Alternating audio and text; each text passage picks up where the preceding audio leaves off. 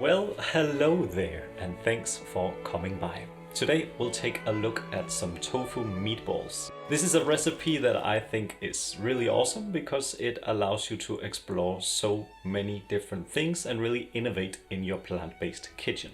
Knowing how to turn tofu into a sort of minced meat texture really opens up a variety of dishes. Almost all over the globe you find variations on minced meat being turned into little balls, into patties, or being put on skewers, or baked into dough or vegetables. And with this simple recipe you can explore all of these things but in plant-based variations. So let's go. It all starts with a block of tofu. And before we get too far, we need to establish a couple of things regarding tofu. First, different brands of tofu have different firmness and different textures. I'm giving very precise measurements and ingredients, and that works very well with this specific brand of tofu, but other brands might need more flour or liquid depending on their dryness. Secondly, tofu doesn't taste like much in itself, so you need to season and spice your meatballs more heavily than you would if you were working with meat. To get the best texture in your meatball, I recommend grating the tofu on the coarse side of your box grater. We're also going to grate one large, or in my case, two smaller onions. About 150 grams of onion will do.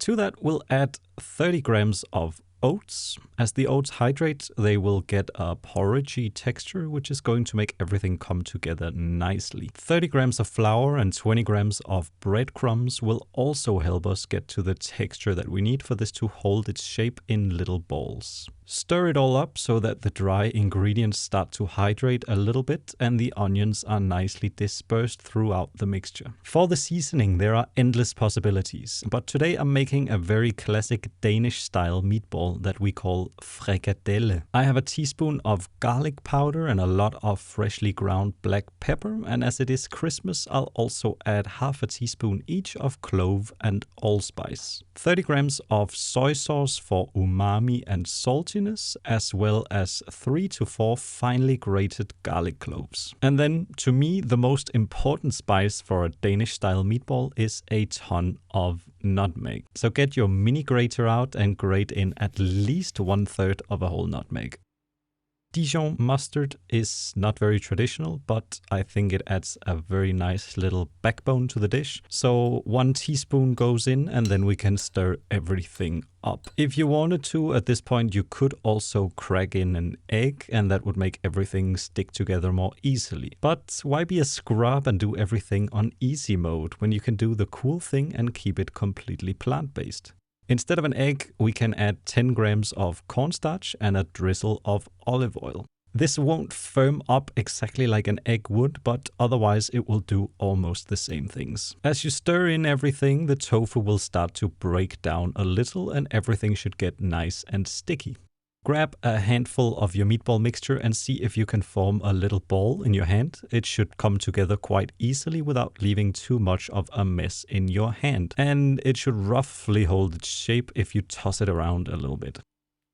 This is the texture you're looking for. We want the tofu to have broken down a little bit, but we don't want to overwork it completely. If you keep mashing the tofu, it will disintegrate almost into a paste, which will make your meatballs too dense and give them a weird gluey texture in the middle. So as soon as you're able to form a ball that will hold its shape, you are good to go. Traditionally, people will make sort of an oval shape by using a spoon and the palm of their hand, but as the tofu mince is a bit firmer than meat mince, I find that it works better to just grab a bit and squeeze it in my hand. Get a pan on a medium-high heat. It is easier in a non-stick pan, but if you are using a stainless steel pan like me, then make sure you preheat your pan, otherwise everything will stick to the bottom. When the pan is hot, you can add a generous glug of oil or plant-based butter and form your meatballs one by one and add them to the pan. In the first minute of frying, the meatballs will stick a little bit, but as a crust starts to develop, they will loosen from the pan. Shake it to see if they come loose a little bit, and then carefully flip the meatballs. They are slightly more delicate than traditional meatballs, so be a bit careful when turning them as they break a bit more easily, especially if you aren't using any eggs. I find that the crust is the best part of any meatball, so I like to fry them on at least 3 sides to get as much browning as possible. When they are nice golden brown and cooked through, you can take them off the heat and fry the next batch. They are very soft as they come out of the pan, but they firm up nicely as they cool down a little bit. You don't want any raw onion flavor in there, so make sure that you cook them slow enough to let the inside get warm. For my second batch, I made some slightly bigger meatballs, and again I try to fry them on at least 3 sides. Et voila! In a very short time you have something that is very close to a traditional meatball made with meat. It's salty, spiced, protein-rich and filling, but fully plant-based and very low in fat. What I love the most about this recipe is how good the texture is. Oftentimes plant-based meatballs get a bit sticky and porridgey on the inside, but these ones have a very soft, meaty, springy texture on the outside and a delicate, crunchy exterior. They're super versatile, can be eaten cold, but also respond very well to being reheated in a pan or in the oven. And most importantly, this base recipe allows you to unlock so many different recipes. I use them on pizza as kind of a salsiccia. You can go full Lady and the Tramp with it and eat spaghetti meatballs. You could make a meatball sub.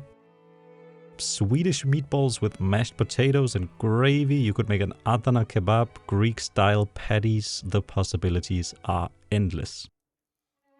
Here in Denmark, you would usually serve frikadeller either with boiled potatoes, a potato salad, or some steamed cabbage. But around Christmas, we usually eat them at lunchtime with dark rye bread. Most people would butter the bread. I prefer a little bit of mustard, then our meatballs, and some pickled beetroots. Very simple, but surprisingly delicious. Thanks for watching.